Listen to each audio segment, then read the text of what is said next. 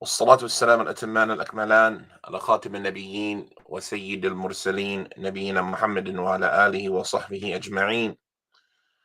اللهم علمنا ما ينفعنا وانفعنا بما علمتنا وزدنا علما إلى علمنا ولا حول ولا قوة إلا بالله العلي العظيم. Inshallah, we'll continue with our learning together and implementation of the book at-Tabsirah at-Tadhkirah في علم مصطلح الحديث by al-Imam Abil Fadl Abdul Rahim ibn Hussein al-Iraaqi rahimahullah ta'ala rahmatan wasi'ah, who died in the year 806 after the Hijrah. And in the previous lesson, we took the statement of the author rahimahullah ta'ala: أقسام الحديث وأهل هذا الشأن قسموا السنن إلى صحيح وضعيف وحسن، فالأول المتصل الإسناد بنقل عدل ضابط الفؤاد عن مثله من غير ما شذوذ وعلة قادحة فتوذي، وبالصحيح والضعيف قصدوا في ظاهر للقطع والمعتمد، إمساكنا عن حكمنا على سند بأنه أصح مطلقا، وقد خاض به قوم فقيل مالك عن نافع بما رواه الناسك، مولاه واختر حيث عنه يسند، الشافعي قلت وعنه أحمد، وجزم بن حنبل بالزهري عن سالم أي عن أبيه البر، وقيل زين العابدين عن أبيه عن جده، وابن شهاب عنه به، أو فابن سيرين عن السلماني عنه، أو الأعمش عن ذشان، النخعي عن ابن قيس القمة عن ابن مسعود ولمن عممه. And we've talked about the biographies of the people in the particular chains that he mentioned. But what we want to talk about now is some exercises in grading the hadith, some exercises in actually determining, is a hadith authentic or not. And this is because when an individual is learning these principles, these rules, this ilm, for whatever level he's on, he wants to practice implementing what he's learning. And so this is how you, one, familiarize yourself with the hadith, by actually utilizing these tools on various hadith. So the information doesn't stay theoretical. It becomes practical because you start implementing it. And two, it's a way to familiarize yourself with, various hadith. And it gives you a connection to the hadith that will potentially make it more real to you, as well as give it a firmer establishment in your heart, as well as help you and assist you in memorizing it, because you'll have points of connection and a story with each narration. And so even though in the early stages, the practical implementation of these rules will be in a limited state, like this, every time your state goes higher, you start applying those rules at that level in a more detailed fashion. And so we gave out some homework assignments to the brothers in class. And here we're going to also walk through some of those exercises on how to kind of go through a hadith, grading it, trying to find, does it meet these criteria of what is a Sahih hadith. So as we talked about a Sahih hadith, the first thing we're looking for, فَالْأَوَّلُ الْمُتَّصِلُ الْإِسْنَادِ, is the isnad connected. And that connectivity is recognized through the meeting of the student to the teacher. Did the student meet the teacher? And did he hear that information directly from the teacher? From the things that we'll learn about later, what is known as adab tahammul wal ada, the way the individual acquires the information and the way that they deliver it as well. So siyagul tahammul wal ada, the different statements that represent how an individual acquired the information and how the information was delivered. So that's how we recognize connectivity. Did the student meet the teacher? I.e., was he born in a time period where meeting him was possible? And is there an established connection between them where it's clear that he heard from the teacher that he is uh, narrating from? And is that individual free of any qualities that could be misleading, what we call tedlis, to where he might say something from a teacher that he met and heard from, but that information might be misleading because he doesn't specify and articulate that he heard from his teacher. So these three things: the time period, were they alive at a same period and it was possible for them to meet, right? If they were born in the same time period and were in the same location where it was possible for them to meet. Secondly, do we have an established meeting between them where there is a direct uh, uh, connection that is gathered through the student saying, I heard, or I saw, or I met, something where it's a direct connection, not just possibility. And this quality is a quality of Bukhari in his Saheeh that Muslim, rahimahullah ta'ala, did not necessitate. So Muslim was sufficed with the narrators being able to have met, as long as the student wasn't a liar. If he communicates from his teacher in a way that is void of the third quality, i.e., doesn't have any deception or misleading statement, we don't want to call it deception, any misleading statements,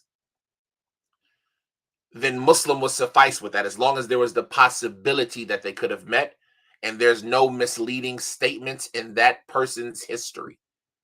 While Bukhari, he wasn't sufficed with the time periods lining up and the possibility of having met until he could actually establish that there was a meeting between the two.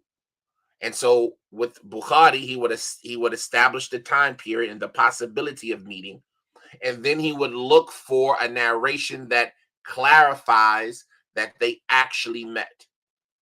And then from there, as long as the person didn't have a history of misleading statements, then this would serve as connectivity. And then the next quality that we're going to look for is adala, that the individual will be righteous, right? And we talked about adala. They don't do major sins. They avoid minor sins. They don't do major sins. They don't persist in minor sins. They carry out the obligations, and they have good character and good adherence to the culture. And then we're going to be looking for the highest levels of precision in their memory or in their written transmissions. Have they reached the highest levels of precision? And as far as the two conditions of not being shadh or not being mu'al, then we will delay that till we get to those chapters. Potentially, we'll see what we'll do. But because those chapters have specific details that have to be gone into, the exercises for those might need to be delayed until that point in time. In addition to the fact that what we mentioned from Ibn Hajar, that a hadith that is shadh or mu'al or mu'allal, then in that circumstance, it doesn't remove it from being sahih. It just means the one that isn't shadh and the one that isn't mu'allal is more authentic. But in any circumstance, so that's what we're going to be looking for in these exercises, and hopefully it will serve as a tool to help the students see how to do these things. So let's start. We'll start off with a random hadith, right? This website, for example, sunnah.com, it's a good website. These are all the books that you can find on sunnah.com. Sahih al-Bukhari, Muslim, Nasa'i, Abu Dawud, Tirmidhi, Ibn Majah, Muwatta, Musnad, ad-Darimi. These are what are known as al-Kutub at-Tis'ah, the 9 books. And these 9 books are the primary books of hadith. Obviously, there are other books of hadith, but when we talk about that golden period of narrating, these 9 books are the pinnacle. And then from these 9 books, there's Bukhari, Muslim, Nasa'i, Abu Dawud, Tirmidhi, and Ibn Majah. These are known as the 6 books. And there are very few hadith, as we'll see according to an-Nawawi, that have escaped these 6 books. And so these 6 books are the foundation of the hadith in Islam. And obviously, Bukhari and Muslim, everything in them has been ruled to be authentic, as we'll see shortly as well from the author. So we won't be using these 2 books to do our work, because these 2 books, maybe we'll take one example, but these 2 books, with everything being ruled authentic, it doesn't give us a chance to actually stretch our legs and our exercise. So we'll take one example from each of the other books. And we'll take an example from al-Bukhari as well. So let's start with an easy example from Sahih al-Bukhari. And I'm only using the website because to share the screen. If not, a person should actually get there with the books in hand, touch the pages and things like this. It's a much better activity when you can do it that way and actually write down things. But I'm not, savvy enough technologically speaking to be able to do graphs and charts and all of that on the paper. So you'll have to visualize with me when we're doing what we're doing, and make your own graph and chart. So let's take a chapter. We'll just take a random chapter. The distribution of water. Oh, we don't want that chapter. Let's take something. Let's take gifts. Right? Gifts. So we'll start with a hadith in Bukhari, a simple hadith. Let's find one with the easy chain. We'll take the first one. Here, al-Bukhari, he says, Bab, chapter, Haddathana Asim ibn Ali. Asim ibn Ali. So if you're doing your tree, on the top line you have, or should I say the bottom line, you have Bukhari. So you write Bukhari's name, for example, and then a line going up, and above Bukhari you have Haddathana Asim ibn Ali. Asim ibn Ali narrated to us. And this statement, Haddathana, is a style of acquiring or transmitting knowledge where the student hears the statement of the teacher. The teacher is saying it to the student. So when you see the statement Haddathana, it's the student saying, so in this case, al-Bukhari, he is saying that Asim ibn Ali narrated to us. We heard it from Asim ibn Ali. And the fact that he's saying we heard it is that connection. Because to have heard it, you had to be in the same location and place with that individual. And you had to have met that individual, obviously. This establishes the direct connection because you heard it with your own ear. So there's that physical connection. And then thirdly, the statement he narrated to us is not misleading in any way, except what we've mentioned before about the statement of Hasan al-Basri. But besides that, the statement he told us, Haddathana, or he narrated to us, Haddathana, then this is a direct connection without any misleading. And so here we see the connection between al-Bukhari and Asim ibn Ali. And so you write Muhammad ibn Ismail al-Bukhari. Above that, you write Haddathana Asim ibn Ali. He said, Haddathana ibn Abi Dhi'b, that Ibn Abi Dhi'b narrated to us. So here we have the connection between Asim ibn Ali and Ibn Abi Dhi'b. He says that on the authority of al-Maqburi, an, and the statement an is a statement that is not clear, meaning he is telling us about al-Maqburi. And so if Ibn Abi Dhi'b is somebody who has a history of using misleading statements, what we call tadlis, then this type of information, we will have to stop until we can confirm that Ibn Abi Dhi'b heard it. Because to tell us about somebody is not clear that you heard that information. But if Ibn Abi Dhi'b doesn't have a history of having misleading statements, then in that circumstance, we can count his information as being a direct connection that he heard it. So if Ibn Abi Dhi'b is somebody who had misleading statements, we need to prove that he actually heard it. And if he's not somebody who has misleading statements, then his statement is sufficient enough. Oof.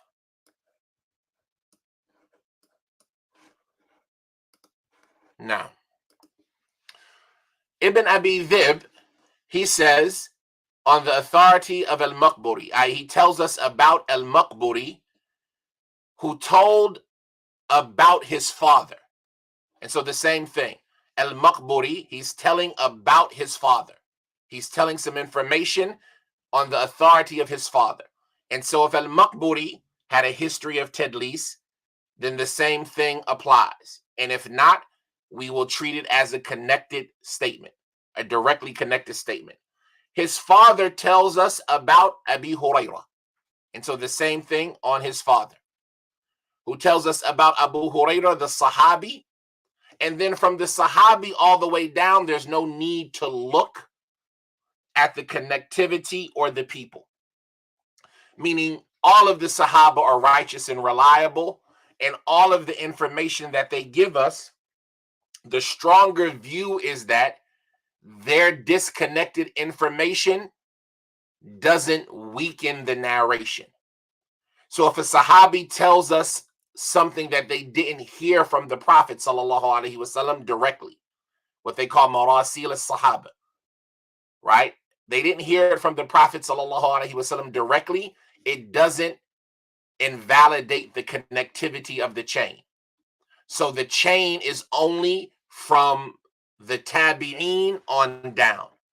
Once you get to the Sahabi, then the value of the people and the connectivity of the chain is no longer an important issue as far as grading authenticity or lack thereof.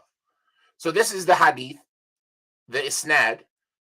Abu Hurairah says on the authority of the Prophet sallallahu alaihi wasallam, who said, "O Muslim women, لا تحقرن جارة لجارها ولو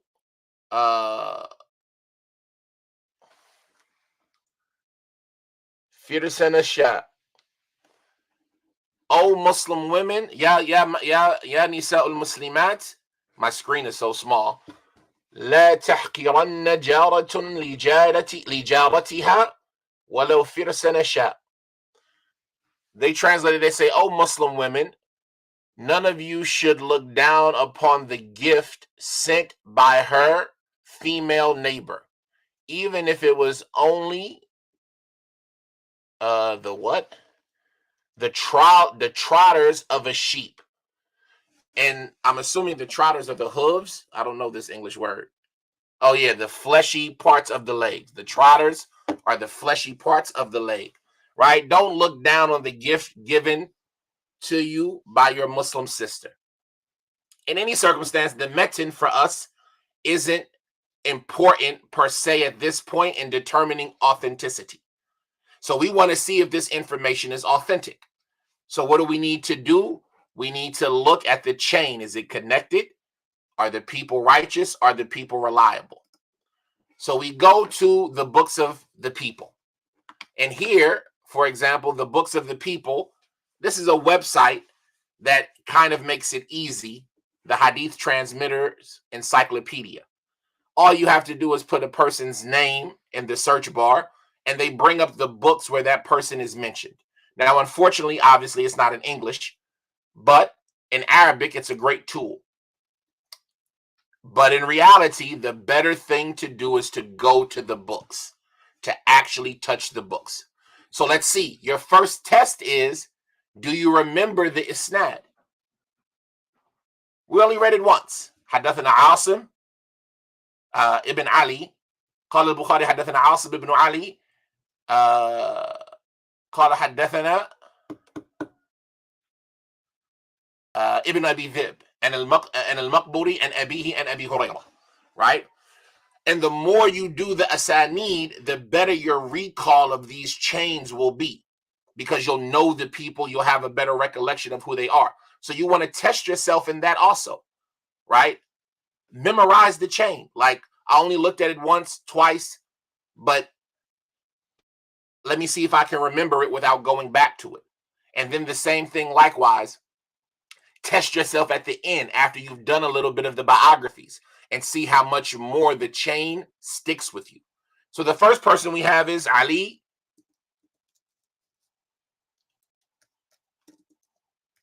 No, it's Asim ibn Ali. So we search for Asim ibn Ali, and these are what we have in his biographies. Now, I'm going to suggest using the book Tahdhib at-Tahdhib or Taqrib at-Tahdhib, or in some circumstances, Tahdhib al-Kamal, right? Because these three books, Tahdhib al-Kamal being the larger one, you'll use that if you need help finding more students and teachers for the individual. Taqrib at-Tahdhib is the simplistic answer of Ibn Hajar about the individual's grade itself. And so that's going to be your default when it comes to what do you think about the person.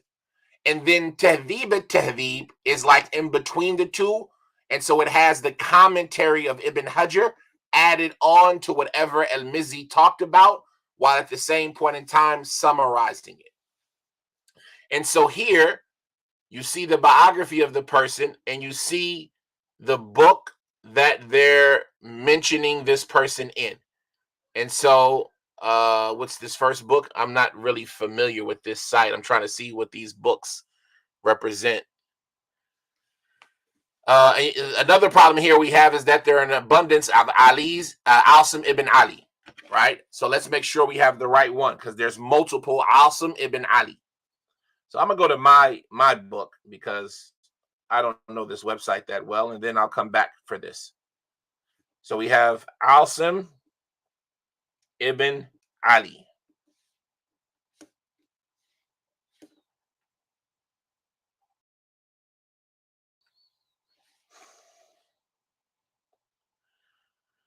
And for those in the class, we'll do this in the class together. Asim ibn Ali ibn Asim ibn Suhaib, right? That's most likely who the individual is, and that's why I defaulted us there to that person. Now, I'm trying to see where they mentioned the books. Like, how do I know what book this is in? Oh, al-Khatib al-Baghdadi. Okay, this is Tariq. Okay, I see it. So this is about Abu al-Hasan al-Ijli in his book at-Thiqat.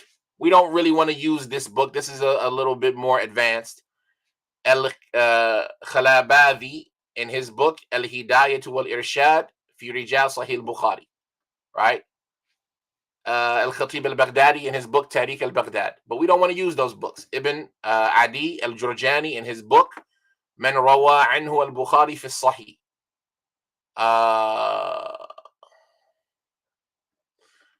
So they're not giving me the book that I want.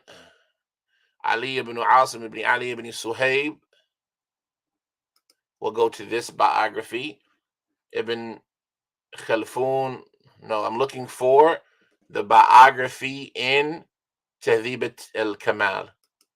And I apologize. Like I said, I don't use this website myself a lot. And so I don't know how to know if it's where I get to the one Abul Hasan. Let's just go to the first entry. Ibn Hibban, Ibn Khalfun, Dimyati, Al-Wadi al-Baji, Al-Khatib al-Baghdadi. Expand.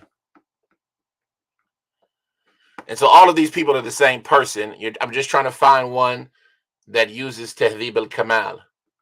And do they even use Tahdhib al-Kamal on this website? I don't know. Like I said, I don't use this website.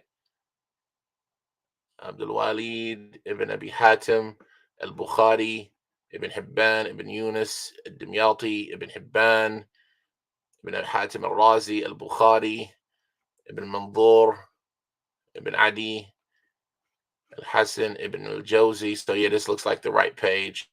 Ahmed ibn Hanbal, Ibn Sa'ad.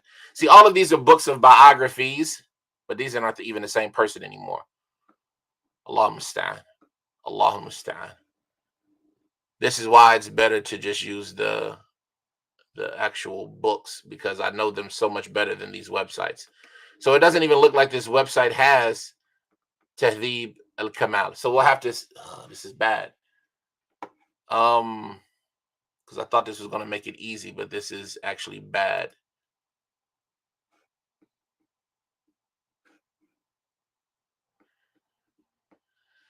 Okay, that's fine. We can make this work. So let's go back to the first one. I apologize. This is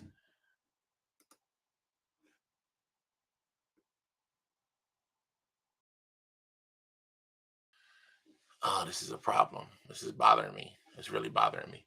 In any circumstance, here we have what Ibn Abi Hatim said about this person in his book Al-Jarh wa Ta'dil. Ibn Abi Hatim, he says about Asim ibn Ali ibn Asim Abul Hussein. So you see, it gave us more of the person's biography as well as his kunya, so we can make sure that this is who we're talking about, and it is who we're talking about. Ibn Abi Hatim, he said, Asim ibn Ali ibn Asim Abul Hussein, he narrated on Shu'bah as well as Ibn Abi Dhib. So we see that this is that right person. And Abdul Aziz al-Majishun, I heard my father, and so this is Ibn Abi Hatim saying that he heard his father, Abu Hatim al-Razi, who was from the people of Jarh and Ta'dil. He said about him that Abu Muhammad narrated on him.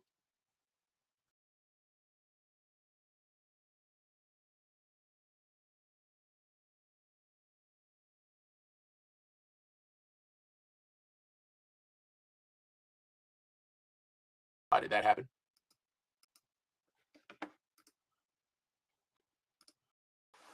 Ibn Abi Hatim, he said, my father narrated on him that Abdul Rahman narrated and informed us. He said, Salih ibn Ahmed ibn Muhammad ibn Hanbal informed us. He said that Abi Asim ibn Ali, that he said, my father said, Asim, I mean, this is Imam Ahmed saying, Asim ibn Ali ibn Asim, how few are his mistakes. It was presented to him, قد عرض علي بعض حديثه. Some of his hadith were presented to me, and I heard my father, this is Abdullah ibn Ahmed saying about Asim ibn Ali, he is extremely reliable. So Saduq, he's Saduq, right? And so this is an example of Imam Ahmed praising him and talking about his good quality. These older books are difficult. Let me see if I can find Taqrib al-Tahdhib. Let me see if I can find it. I don't know how they don't have Taqrib al-Tahdhib on this website.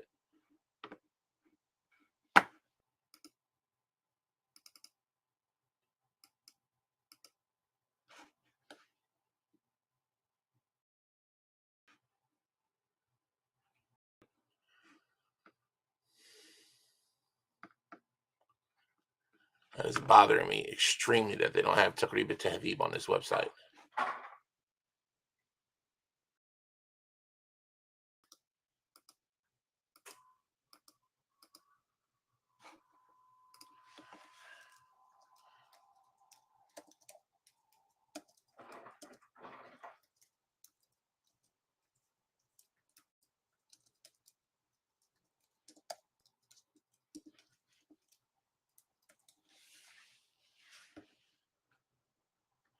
Okay, so Islam Web has the book. It's just going to make it harder to search because that website that we were just at has a search bar where you can just type the people in, but it's not the book that I like to use.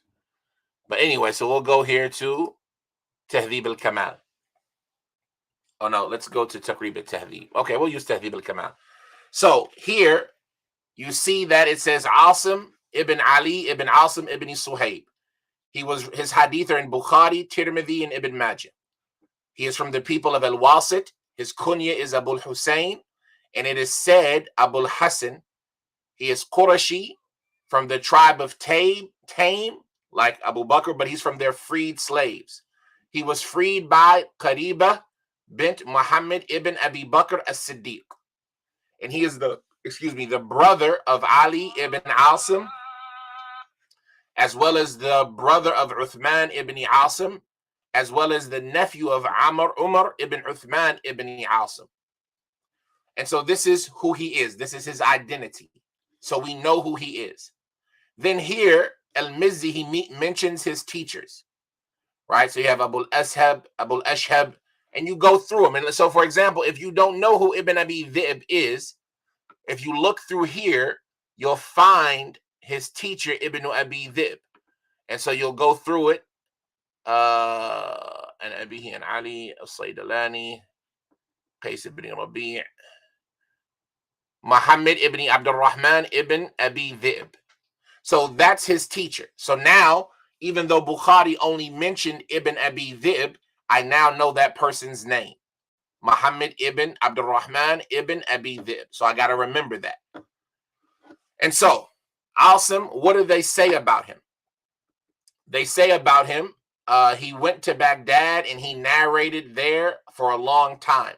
And then he returned to Wasit, where he died. Salih ibn Ahmed ibn Hanbal said that his father, Ahmed, said, how few are his mistakes, and his hadith were presented to me. And Abdullah ibn Ahmed ibn Hanbal, he said that his father said, his hadith were presented to me, and he is more reliable than his father. So Asim ibn Ali, Imam Ahmed said he's more reliable than his father, Ali ibn Asim. Al-Hasan al-Maymuni, he said that Imam Ahmed said about him, he has hadith that are sahih, and he has very few mistakes. How authentic were his hadith? His hadith were very authentic. Inshallah, he was somebody reliable. Abu Dawood said, I heard Ahmed saying, and it was said to him, Asim ibn Ali ibn Asim. Imam Ahmed, he said his hadith are muqarab, hadithu ahl al-sidq. His hadith, muqaribu hadithu ahl al-sidq. His hadith are very close to the people of honesty and truthfulness. And how few are his mistakes. But his father used to make mistakes in various things. He had a strong position in Islam that I hope Allah will reward him with paradise for it. So we see that this individual, Asim ibn Ali ibn Asim, is righteous and reliable. Right? You can go on and continue to read more about him, but we know who he is. Asim ibn Ali ibn Asim ibn Suhaib Abul Hussein at-Taymi Mawlahum, from the people of Wasit, who ended up going to Baghdad. So you have to preserve all of that information, right? Okay, Baghdad, Wasit. When did he die? At the bottom of the biography, you'll find when they mention when he died. So he says that Ali ibn Ahmed ibn Nadr al-Azdi, as well as Muhammad ibn Abdullah al-Hadrami and Aslam ibn Sahl al-Wasiti and Harun ibn Humayd and Abu Dawood and Hanbal ibn Ishaq and Muhammad ibn Sa'ad and other than them, they say that he died in the year 221. I really need to figure out how to do this. I'll figure it out by next time, inshallah, how to like put all this stuff on the screen so you can keep a chart of it. So you have Bukhari, who died in the year 256. His teacher, Asim ibn Ali, who died in the year 221. And Bukhari was born in the year 194. So that's 27 years old when Bukhari would have met him. And so we have the connection. Bukhari said he heard from him, and Bukhari would have been 27 years old when he heard from him. And so all of that's reasonable and possible, and Bukhari's not a liar. So when he says he heard it, that's connected. And Asim ibn Ali is reliable and righteous, so we can take his information. What did Asim ibn Ali say? He said, I heard Muhammad. Oh, he said that Muhammad ibn Abdurrahman ibn Abi Dhib narrated to us, right? And so let's see who he is. Ibn Abi Dhib.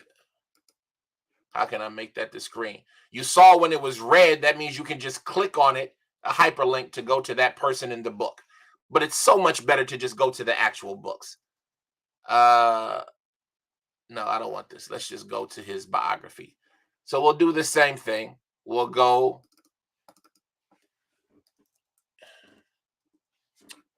And this is why I don't like using the computer, because it takes too long. The book, I could have just went to the page. Ibn Abi. I gotta remember where that ya is. I can't never remember where the ya is. Dhib. That's not the right ya, but it'll fix itself. Ibn Abi Dhib. Okay, we'll go here. We'll go back to Hadith transmitters, right? See, this is why I don't like this book, though. They only mention the big books. But we'll go with Ahmed and his... No, I don't want to go there. I want to go to Taqrib. Sirah Alam al-Nubala is a good book, but it's a book that's not specific about Rijal. So we go to Tahdhib al-Kamal again. So now, so far in our chain, we're good. It's authentic up until Bukhari to Ibn Abi Asim. Ibn Abi Asim, who was righteous and reliable, he said that Ibn Abi Dhib told us or narrated to us. So there's the connection. So now we need to see what is the value of Ibn Abi Dhib. First of all, who is he? He's Muhammad ibn Abdurrahman ibn al-Mughira ibn al-Harith ibn Abi Dhib. So it gave us more about his name. And his name, i.e. Abi Dhib's name, is Hisham ibn Shu'bah ibn Abdullah ibn Abi Qais ibn Abd Wud ibn Nasr ibn Malik ibn Hasl ibn Amir ibn Lu'ay ibn Ghalib. So he's Qurashi. He meets up with the Prophet sallallahu alaihi wasallam in Lu'ay ibn Ghalib al-Qurashi al-Amiri Abu al-Harith al-Madani. So that's his kunya. Muhammad ibn Abdurrahman ibn al-Mughira ibn al-Harith ibn Abi Dhib Abu al-Harith, from the people of Medina. So remember, Asim ibn Ali was from the people of Wasit in Iraq. Ibn Abi Dhib is from the scholars of Medina. His mother was Burayha bint Abdurrahman, and his maternal uncle was al-Harith ibn Abdurrahman ibn Abi Dhib. This was stated by Mus'ab ibn Abdullah az-Zubairi. Then it mentions his teachers. So for example, you don't remember the chain, but if you do, you remember his teacher is who? An al-Maqburi. So you're looking here for the teacher with the nickname al-Maqburi. And right here we see Sa'id ibn Abi Sa'id al-Maqburi. And so now I know his teacher's name, and that's going to help me when I go to my next rung in the chain. And so as I'm going through, I see his teachers, I see his students, and I already know from his students is Asim ibn Ali. And so like right now, if I go down here, I see Abu Asim al-Dhahak ibn Makhlad, and I see Asim ibn Ali ibn Asim al-Wasiti, right? So I see him right here. Just like I saw Sa'id ibn Abi Sa'id al-Maqburi right here. And this khaf and meme is telling you that this person narrates on that person in Bukhari and Muslim. And we know that already. We know that this person has a hadith in Bukhari. Ibn al-Mizzi, he goes on to say, Muhammad ibn Sa'd mentioned him in the 6th level of scholars of the people of Medina. So Muhammad ibn Sa'd has his own leveling system, similar to the leveling system of Ibn Hajar, which we'll talk about at another time. but they have the way that they level or evaluate the people generationally speaking. And so Ibn Sa'd valued him from the 6th level of the people of Medina. Abu Dawood said about him that I heard Ahmed ibn Hanbal. And you might notice that they always mention Ahmed first, or a lot of the times they'll mention him first if he has something to say. And it's because Imam Ahmed was somebody who was balanced. Imam Ahmed is somebody who was balanced in grading people. So from the people are those who are extreme or like very severe and harsh. And from them are those who are real laxed and easygoing.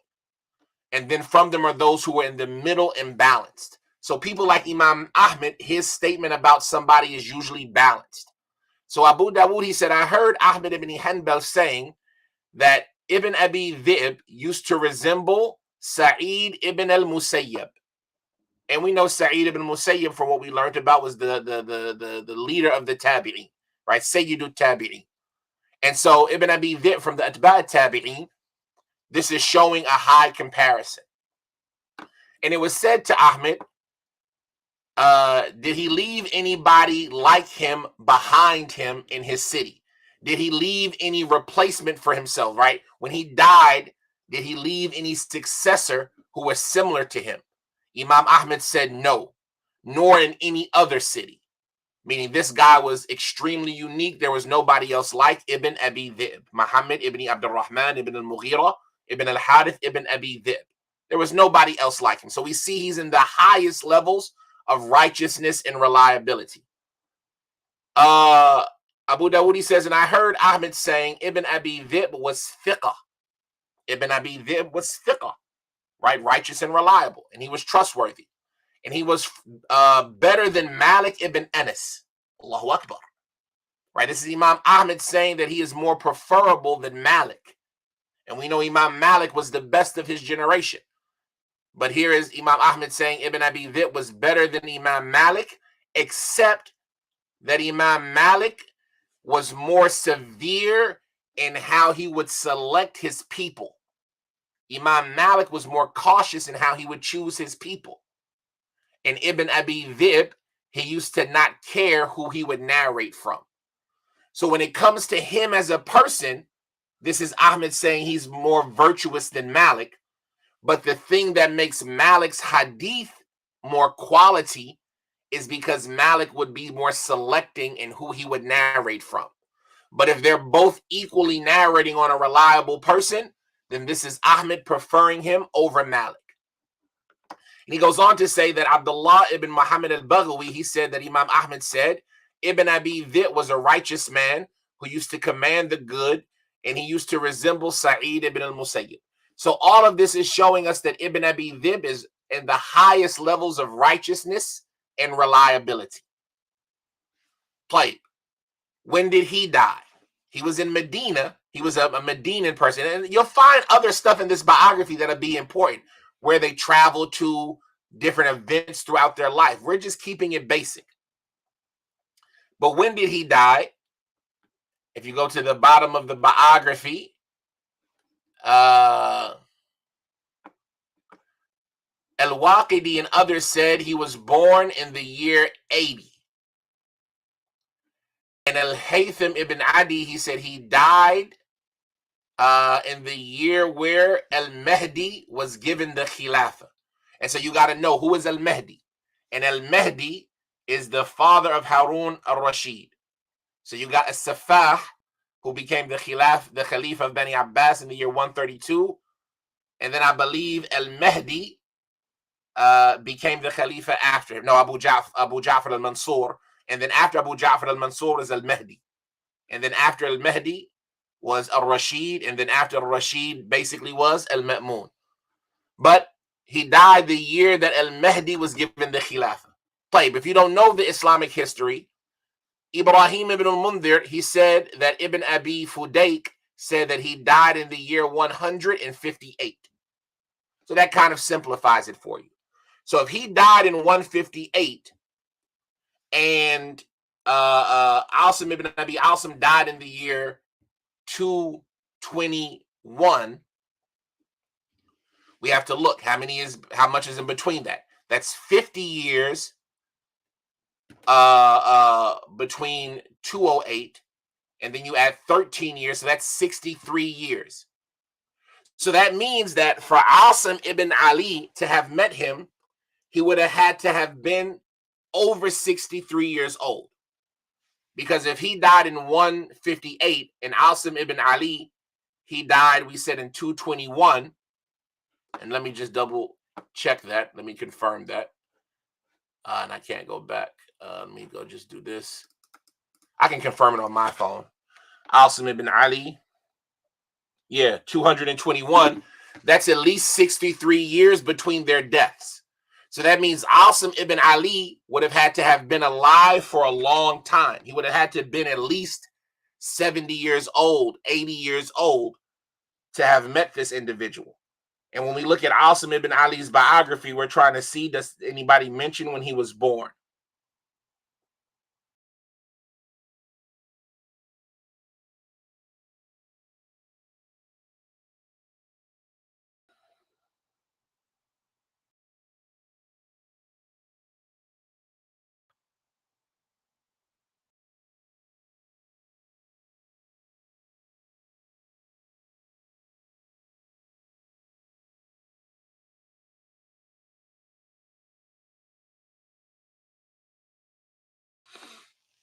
Just off a quick search, I don't see anybody who mentions where he was when he was born, but we know that he met him. Mata biwasit yom al-ithnain nisf Rajab sanat 21 wa 200. I'm trying to see. Sometimes Ibn Hajar will mention some extra information.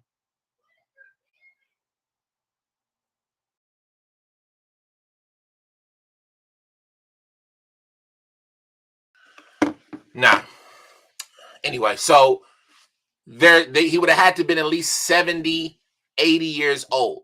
And so if he was born in 221 and you make him 81, for example, that means he would have been born in what's that, 41? 141. And that would have gave him about 18 years, 17 years to have reached Ibn Abi Dhib. So that timeline is tight there, but we have it where it says Hadeethana. He narrated to us. And so we see that it's connected because he's saying, I heard it from him. Hadeethana Ibn Abi Dhib. So we see that it's connected. And everybody in the people of Hadith, they've mentioned that this was a student of his. So there's no need for us to argue that. But you see, it's a tight connection, but there's the possibility of meeting. And we see that he said he heard it directly. So at some point in time, Asim ibn Ali probably traveled to Medina early on, or Ibn Abi Dhib traveled to Wasit, one of the two. So we see that it's connected here. The next person is, and we don't see, like, I'm skipping a lot, because like even in the biography of Asim ibn Ali, you would have found that there's disagreement about him. Even though we mentioned the people that praised him in that biography, there's people that criticized him as well. Likewise, in this biography of Ibn Abi Dhib, nobody's mentioning that he is from the people of Tadlis, right? Nobody's mentioned that he's from the people of Tadlis. And so we can, who was that? Muhammad ibn Abdul Rahman. So he's not from the people of deception. So Muhammad ibn Abdul Rahman. Since he's not from the people of deception, Ibn al-Mughira, Muhammad ibn Abdul Rahman ibn al-Mughira.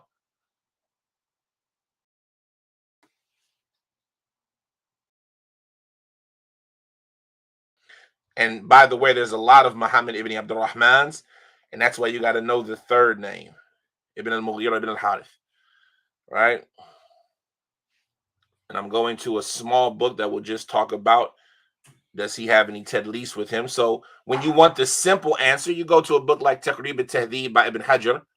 He says Muhammad ibn Abdul Rahman ibn al-Mughira, أبو الحارث المدني ثقة فقيه فاضل من السابع مات سنة 58 وقيل سنة 9.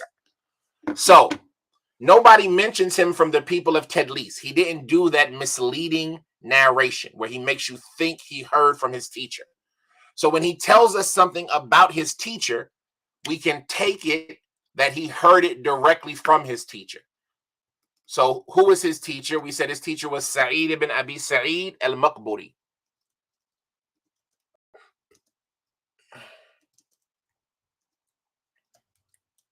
Sa'id ibn Abi Sa'id al-Maqburi. And so we want to see who he is.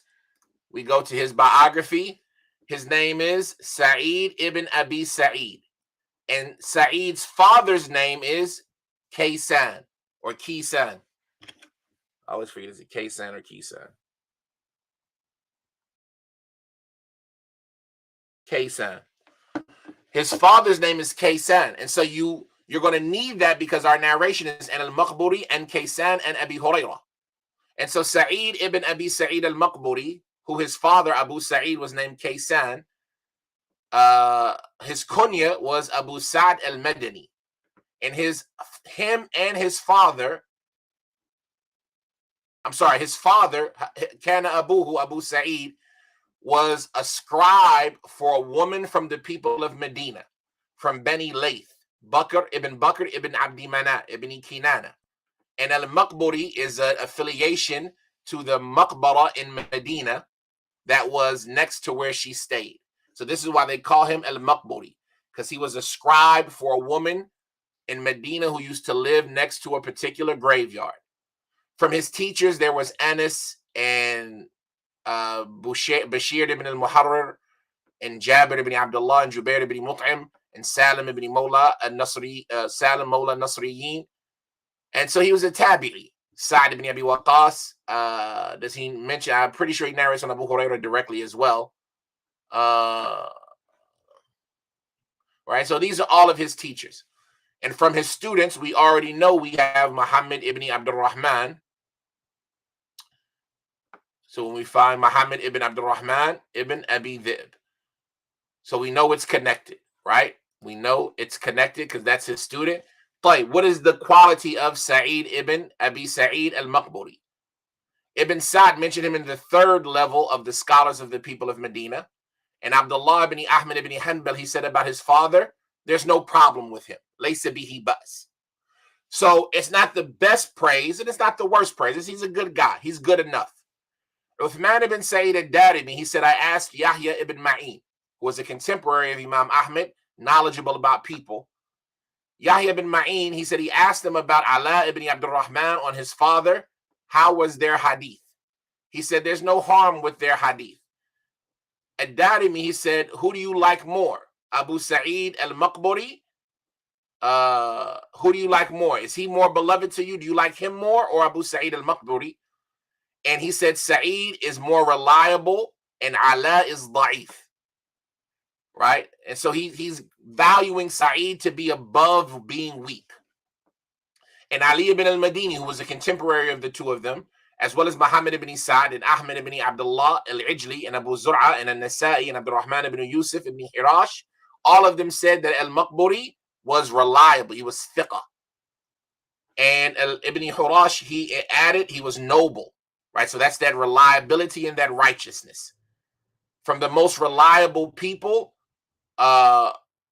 regarding narrating from him was Layth ibn Sa'd. Abu Hatim, he said Saduq. And from Abu Hatim, that's high praise. So we see that he was a reliable person. But here, he says that al-Waqidi said he got old and his hadith got mixed up before he died by around 4 years. So about 4 years before his death, his hadith got confused. And so now we need to know, did Ibn Abi Dhib meet him early on or later before his death? Can we tell the difference? And like we said, Ibn Abi Dhib was 80 years old when he died.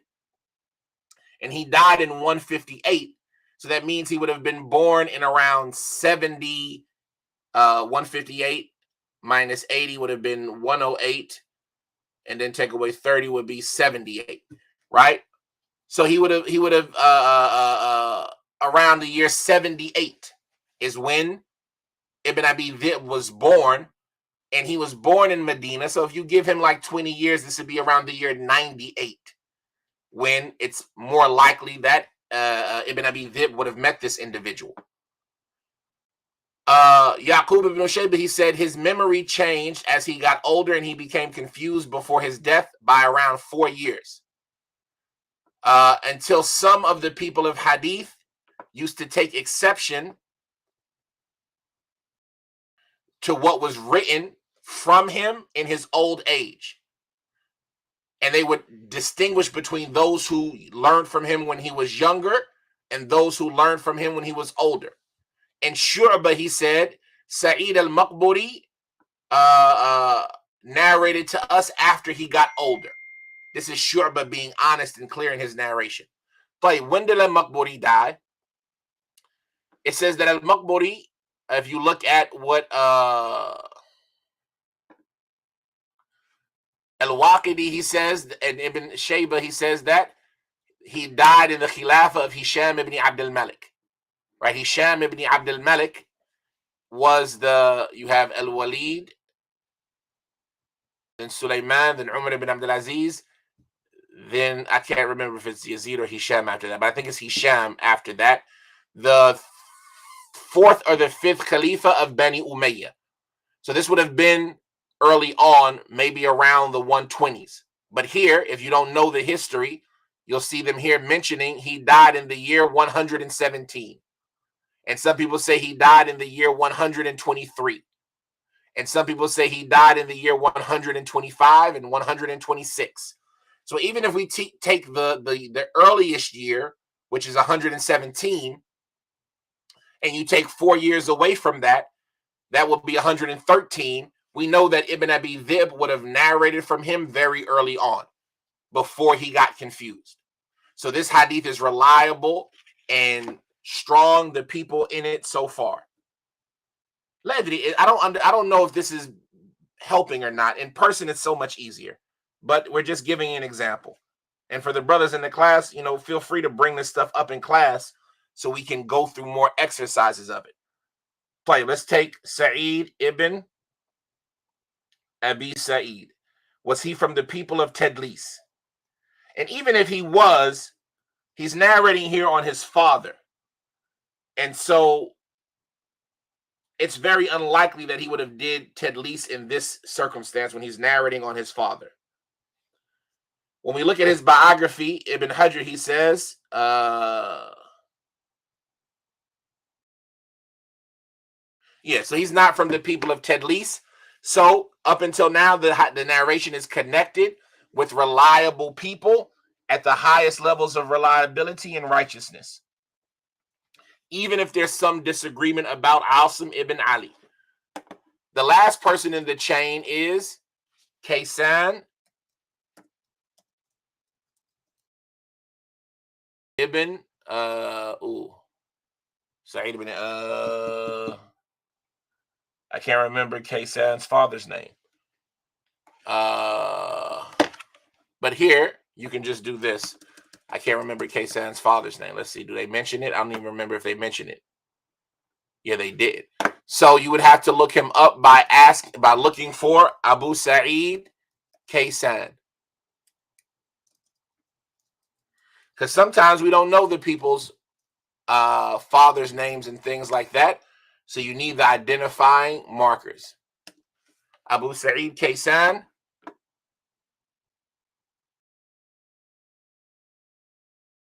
And here we have his biography. Kaysan Abu Sa'id al-Maqburi al-Madani, Sahib al-Aba, Mawla Ummi Sharik min Bani Layth, Thumma min Bani Junda' or Janda' Walidu Sa'id ibn Abi Sa'id al-Maqburi. So that's all we know about his name. His name is Kaysan Abu Sa'id al-Maqburi. His home was next to a graveyard, and so he was called al-Maqburi. From the people that he narrates hadith from is Usama ibn Zayd and Abdullah bin Salam, and Abdullah ibn Wadi'a, and Uqbah ibn Amr al-Juhani, and Ali ibn Abi Talib, and Umar ibn al-Khattab, and Hashim ibn Utbah. Right, so the fact that he reached Umar shows us that he was early on, right? Because Umar, he died in 23. And we know from his students is his son, Sa'id ibn Abi Sa'id. Ibn Sa'd, he mentions him in the first level of the scholars of Medina. And an-Nasa'i said about him, there's nothing wrong with him. And Ibrahim al-Harbi, he said, he used to live next to a graveyard, and so he was given the nickname of that, al-Maqburi, right? That Ya al-Nisba, the one who was affiliated to the graveyard, right? Which Sa'id are you talking about? What Kaysan are you talking about? Al-Maqburi, the one from the graveyard, right? Ibrahim al-Harbi, he said, وَسَمِعْتُ فِي ذَلِكَ أَنَّ عُمَرَ جَعَلَهُ عَلَى حَفْرِ الْقُبُورِ. I've heard regarding this that Umar made him in charge of digging the graves. And so this is why he was called al-Maqburi. And he was وَجَعَلَ نُعَيْمًا عَلَى أَجْمَارِ الْمَسَاجِدِ فَسُمِيَ مُجْمِرًا. And Umar appointed an individual named Nu'aym to be responsible for perfuming the masjid. And for that reason, he was called al-Mujammir or al-Mujmir. I think it's Mujammir. Al-Waqidi says about Kaysan that he was thiqah with an abundance of hadith. He died in the year 100 in the Khilafah of Umar ibn Abdul Aziz. And Muhammad ibn Sa'd, he said he died in the Khilafah of Walid ibn Abdul Malik. So this would have been a lot earlier.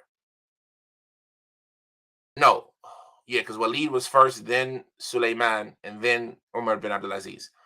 Abu Hatim, he said he died in Medina in the Khilafah of Abdul Malik himself, which would have made it a lot earlier, right, back in the 80s. And all of the people of the 6 books narrate his hadith. So like this, we see the hadith is connected. All of the people in the chain are reliable. And we see that what Bukhari did in this narration is, in actuality, an authentic hadith. Asim ibn Ali ibn Asim ibn Suhaib, narrating directly from Ibn Abi Dhib, Muhammad ibn Abdul Rahman ibn al-Mughira ibn al-Harith ibn Abi Dhib, narrating from Sa'id ibn Abi Sa'id al-Maqburi, narrating from his father Kaysan, narrating from Abi Hurairah radiyallahu ta'ala anhu, who said that the Prophet sallallahu alaihi wasallam, he said, Ya nisa'un muslimat, la tahqiranna jaratun li jaratiha, walau farisna sha.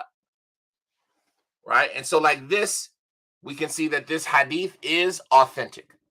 And it's in Bukhari, so we already knew that.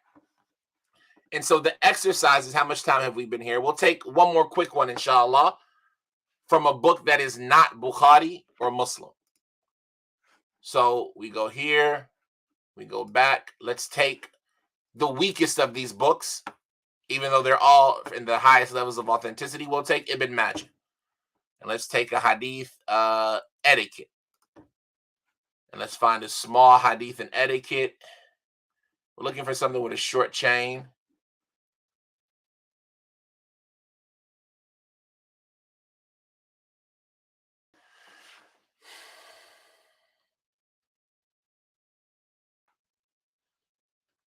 Okay, we'll take this one right here. Hadeethana Ali ibn Muhammad. Oh, I can't see. حدثنا علي بن محمد قال حدثنا وكيع قال حدثنا سفيان عن منصور عن الشعبي عن المقدام ابن أبي كريمة قال قال رسول الله صلى الله عليه وسلم ليلة الضيف واجبة ليلة الضيف واجبة فإن أصبح بفنائه فهو دين عليه فإن شاء اقتضى وإن شاء تركه. He says that Ali ibn Muhammad narrated to us. He says that Waki' narrated to us. He says that Sufyan narrated to us. On the authority of Mansur, on the authority of al-Sha'bi, on the authority of al-Miqdam ibn Abi Karima, who said that the Messenger of Allah sallallahu alaihi wasallam said the night for the guest is an obligation. So if he shows up in the morning at your doorstep, right? If he shows up as a guest at what it said at your door in the morning, if he shows up in the morning at your doorstep as a guest, then it is a debt that is owed to him. If he wants it, he can request it. And if he wants, he can just disregard it. So if somebody comes to your home, visiting you, traveling from out of town specifically to see you, then you owe them a night. And when they show up at your doorstep, They can either accept it or they can reject it, but you owe it to them. So this is the hadith. Right. Now, we don't want to cheat, and this is why in the homework assignment we told you couldn't use any other source, like any other book or something, because right here you see they say the hadith is authentic, right? But we want to look and see, okay, is it authentic? So he says, حدثنا علي بن محمد, right? حدثنا علي بن محمد قال حدثنا وكيع قال حدثنا سفيان عن منصور عن, and this is where I lost, and الشعبي and المقدام ابن أبي كريمة. Okay. Shabi and al-Miqdam ibn Abi Karima. Okay. So we got the isnad. Like, take another second to look at it. Ali ibn Muhammad, he said, حدثنا وكيع حدثنا سفيان عن منصور عن الشعبي عن المقدام ابن أبي كريمة قال قال رسول الله صلى الله عليه وسلم. Like, you got it? What's the isnad? Right? And trust, after time, I know it might be hard the first time, especially because you don't know any of the people. But as you do it more and more and more, it'll be easier. It was Ali ibn Muhammad. He said that حدثنا وكيع حدثنا سفيان and Mansour and الشعبي and Miqdam and al-Miqdam ibn Abi Karima. طيب. So, who do we need to learn about first? Ali ibn Muhammad. Ali ibn Muhammad. But we got a problem. Ali ibn Muhammad is going to be the world's most popular name, one of the world's most popular names. So we got to go Ali. If you're Google searching like this, that's why I don't like using Google. I don't care about a musician named Ali ibn Muhammad. I want the scholar of Hadith. Muhammad. And then you would just put Tahdhib, right? Tahdhib. And it'll come up there, right? So they say his hadith are in Ain Sin. I don't remember what Ain Sin is. I'd have to look that up. I can't remember what Ain Sin is. But as well as Ibn Majah. So Ibn Majah is one of the only people who narrates his hadith beside Ain Sin. That's either Nasa'i. It got to be Nasa'i, I'm assuming, but I'm not sure. One of Nasa'i's secondary books. What was his name? His name was Ali ibn Muhammad ibn Ishaq ibn Abi Shaddad, ibn Abi Shidad or Shaddad. And it's also said Ali ibn Muhammad ibn Abi Shaddad. And it was said Ali ibn Muhammad ibn Sharwi. So these are all different opinions about what his name actually was. And then it tells us who his teachers were. And from his teachers were Waki'. And we already know Waki' is Waki' ibn al-Jarrah. So you just jump down here to the bottom. Where's the wows? Yahya. Right? We already know Waki' is Waki' ibn al-Jarrah. That's who it is. We already know that once we see the name Waki'. So we know his teacher. And we know from his students there was Ibn Majah. From the people of the 6 books who narrated his hadith, there was Ibn Majah. Abu Hatim said about him, Abu Hatim al-Razi, he said he was thiqatun saduq. He was righteous and reliable and honest. And he is more beloved to me than Abu Bakr ibn Abi Shayba. Allahu Akbar. Right? We know Abu Bakr ibn Abi Shayba, our companion from the Musannaf, who was one of the 4 people that the hadith in his generation ended at him. But this is an Abu Hatim saying he's more beloved to me than Ibn Abi Shayba fil fadl was salah, in his righteousness and in his virtue. And Abu Bakr has more hadith than him and he has more understanding. So righteousness, they valued him more than Ibn Abi Shayba. But as far as quality of hadith, Ibn Abi Shayba had the upper hand on him in that. Al-Hafidh Abu Ya'la al-Khalili al-Qazwini, he said that Ali ibn Muhammad ibn Abi Shaddad al-Tinafisi or Tanafisi, if I'm not mistaken, Tanafisi or Tinafisi, was the brother of Al-Hasan ibn Muhammad, and the 2 of them were were the nephews of the Tanafisiyin, the ulama of the people of Kufa, Umar and Ya'la and Muhammad and Ibrahim Bani Ubaid. What else does somebody say? They say that he died in the year 222. And he was, no, I'm sorry. This is talking about the distance of people between him. No. When did he die?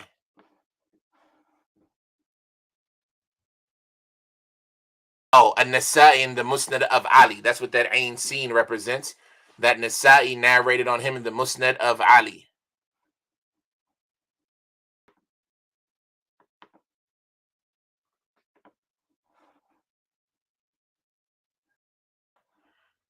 توفي الحسن سنة 22 و200 وعلي سنة 3.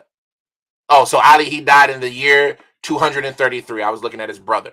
But yeah, Ali ibn Muhammad, he died in the year 233. Thiqatun, right? So he's righteous and reliable. So we see that this portion of the chain is reliable. He's from the people of Kufa. So we know where he's famous at, the area of scholarship that he's known for. Play. Who did he narrate on? He narrated on Waki' ibn al-Jarrah. Wow is over here. Always lose the wow. It's down here at the bottom. There I go. Why is my calf like? There you go, Waki' ibn al-Jarrah. He's the one. There's nobody else. Right? Like when you say az-Zuhri, it's az-Zuhri. And we're looking for Tahdhib al-Kamal. So I want to get Tahdhib. So I don't have to go through all the searching.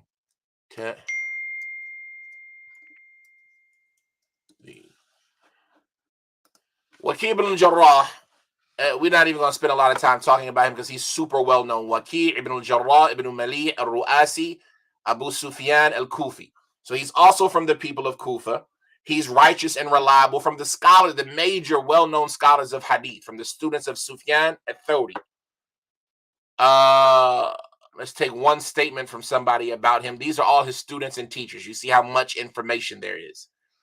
Al-Ka'nabi, he says that we were with Hamad ibn Zayd and Waki' came. And when he stood to leave, they all said to Hamad, "O Aba Ismail, this is the riwayah of Sufyan." This is the person who has all of Sufyan al-Thawri's hadith. And so Hamad said, if you wanted, لو شئت قلت هذا أرجح من Sufyan. He said, if you wanted to, you could have said that Waki' is even more reliable than Sufyan. So that's enough. Sufyan ibn al-Thawri was known as Amir al-Mu'mineen in hadith. And this is Hamad ibn Zayd saying that he's on the level with his teacher. Right? Ahmed ibn Hanbal, he said about him, and he was from the teachers of Ahmed, that Waki' was from the companions of al-Thawri. And Yahya said Waki' and Abdurrahman and Abu Nu'aym. They asked Imam Ahmed, who do you prefer? So he preferred Waki' over Abdurrahman. And he said Waki' is a sheikh. And here the term sheikh is a term of endearment and good. Sometimes it can be a term of criticism. In any circumstance, Waki', he died in the year 198 after the Hijrah. Right, we go down here to the end of the biography, 198 after the Hijrah. Right here, 198 after the Hijrah. And Ali ibn Muhammad, he died in the year 233. So how much is between them? 40 minus 5 would be 35 years. And they're both from Kufa. So there's a strong possibility of connection. And we also have the direct statement, Hadethana, so we know that the chain is connected. Waki', he narrates on Sufyan ibn Uyayna, Sufyan al-Thawri, who died in the year 161. We're not even going to look up Sufyan al-Thawri, right? If you don't know who Sufyan al-Thawri is, you got to do your research. But Sufyan al-Thawri, we'll do it real quick. Sufyan al-Thawri. Right? I'm trying to save time, but Sufyan al-Thawri, right? Sufyan ibn Sa'id ibn Masruq al-Thawri. He's Amir al-Mu'mineen in Hadith, from the people of Kufa as well. He died in the year 161. You even have a Wikipedia page for him, right? Sometimes that can make it easy as well. And he narrates on Ash-Sha'bi, Amr ibn Sharahil, Ash-Sha'bi. Ash-Sha'bi is from the scholars of Kufa as well. Amr ibn Sharahil, Ash-Sha'bi. Right, so if we go, he has a Wikipedia page. Right, he died in the year 121, if I'm not mistaken. The problem with Wikipedia is you have to be careful. Sometimes their information isn't the most accurate. Like here on the side, what do they say? Wulida Senate 16 Hijri. So he was born 16 after the Hijrah, and he died in the year 106. Some of them say he died in the year 103. Some of them say 106, right? And so Ashabi, if he died in 106 and Sufyan died in 161, and I think Sufyan was born in like 92, if I'm not mistaken, somewhere in that range. You can see right here. We go back to Sufyan. A lot of them say Sufyan 97. He was born in the year 97. And so if Ashabi died in the year 103, 97 to 1, but I just don't know if that's right. I don't know if that's right, because that would have only been 10 years. Now, it's possible because they were both been in Kufa.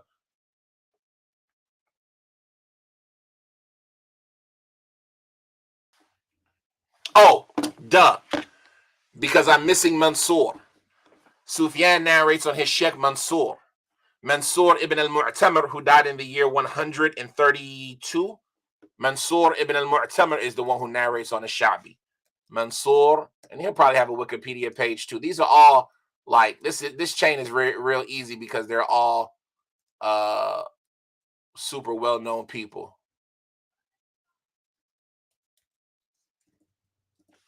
Mansur ibn al-Mu'tamir.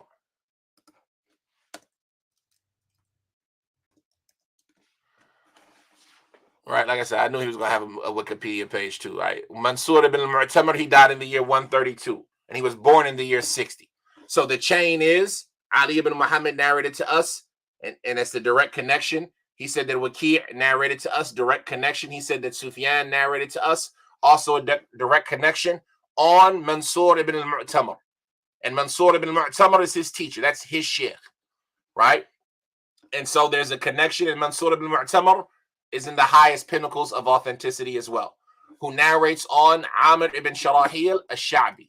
Amr ibn Sharahil al-Sha'bi, who died in the year 106. And so there's that direct connection as well. And all of them, this isnad is Kufi from beginning to end, except Ibn Majah. Ibn Majah is from Qazwin in Iran, but all of his teachers are from, everybody in the chain is Kufi until you get to Miqdad, Miqdam ibn Abi Karima, who is the Sahabi, right? Miqdam ibn Abi Karim. Where's my me? And we see him right here. Abu Karima al-Miqdam ibn Ma'di Karab له الصحبة وهو باسمه أشهر منه بكنيته.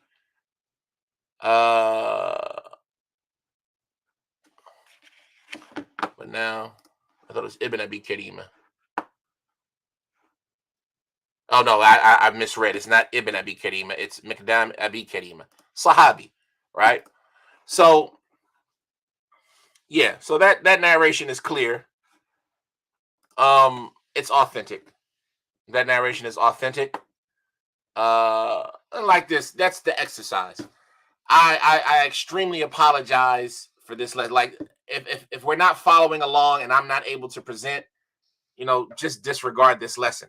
But that's a quick, rough exercise in how you go about looking at a hadith, right? To see if it's authentic, to put your own work into it. And I can't stress enough, it's more important to use the books, even if it's a PDF, right? These apps and things like that, they make it easy for us. But, and like if you're doing research or something, you can copy and paste, and that makes life a little bit simpler, right? Because you can copy and then paste it into a document or something like that. But actually touching the books, flipping the pages, memorizing the people. Quick test. The first hadith in Bukhari, what was the chain? Right? The first hadith in Bukhari, what was the chain? Let's see, it was Abu Hurairah, was the Rawi. And so who did Bukhari narrate on? I gotta remember. I know the chain. It was al-Maqburi and Abihi and Abi Hurairah, who narrate Ibn Abi Dhib, who narrated on Ibn Abi Dhib. It was somebody that we knew. Who narrated on Ibn Abi Dhib? Who narrated on Ibn Abi Dhib? Asim ibn Ali ibn Asim ibn Suhaib Abu al-Hasan, right? And like this, you'll remember because you make a connection with the people. So the first hadith that we've graded that it was Sahih is Asim ibn Ali. He said that Ibn Abi Dhib narrated to us. So it's connected. On the authority of al-Maqburi, on the authority of his father, on the authority of Abi Hurairah, that the Prophet sallallahu alaihi wasallam, he said, Ya nisa'ul muslimat la yahquranna jaratun li jaratiha walau farisna sha. And then this narration, we said it was Ibn Majah on Ali ibn Muhammad.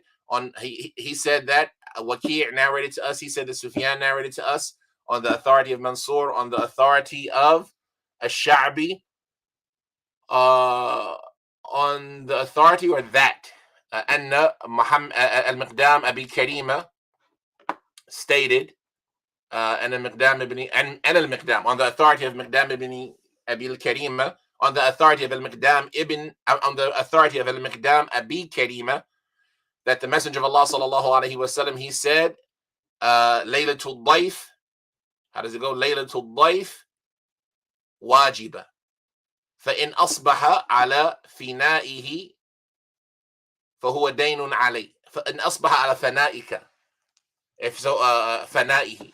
فإن أصبح بفنائه فهو دين عليه. إن شاء اقتضى وإن شاء ترك. Now, so like this is what you have to do constantly. And like this, you now have two narrations that you put your legwork in to see that they're authentic. You've gotten familiar with some people. And so the next time you do the hadith and the next time you do the hadith, it becomes easier and easier.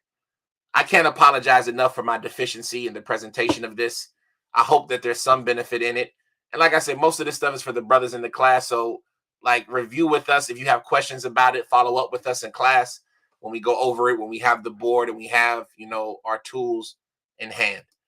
We'll suffice ourselves with that amount. هذا وصلى الله وسلم وبارك على عبده ورسوله نبينا محمد وعلى آله وصحبه وسلم.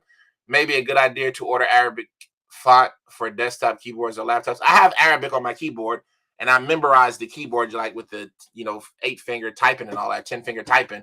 It's just there's different types of keyboards. Sometimes it's QWERTY, sometimes it's PC, and so different letters will be different places. And because there's 28 Arabic consonants, and then you have the Hamza on 3 different seats, and some of the letters are in the function space or the comment space.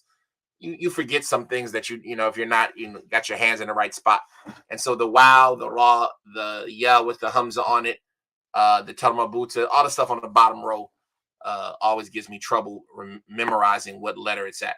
But you definitely need to learn your Arabic keyboard, right? These are things that if you're going to be a student in today's day and age, you need to know how to type in Arabic. You need to work on your 10 key, or not 10 key, 10 key is the number, but you need to work on your typing, your 10-finger, typing. I'm doing this with my hands. You can't see me though, but you need to work on your typing on the Arabic keyboard so you're not pecking and hunting. But they also offer, the keyboards where they, lay everything out for you and stuff like that. So it's easy. But that's why if you just go to the book and work on your handwriting, it's all there.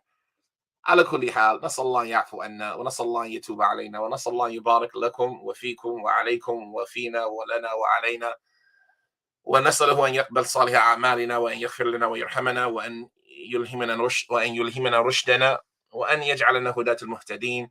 ربنا آتنا في الدنيا حسنة وفي آخرة حسنة وقنا عذاب النار. وصلى الله وسلم وبارك على عبده ورسوله نبينا محمد وعلى آله وصحبه وسلم. سبحانك اللهم وبحمدك أشهد أن لا إله إلا أنت أستغفرك وأتوب إليك. السلام عليكم ورحمة الله وبركاته.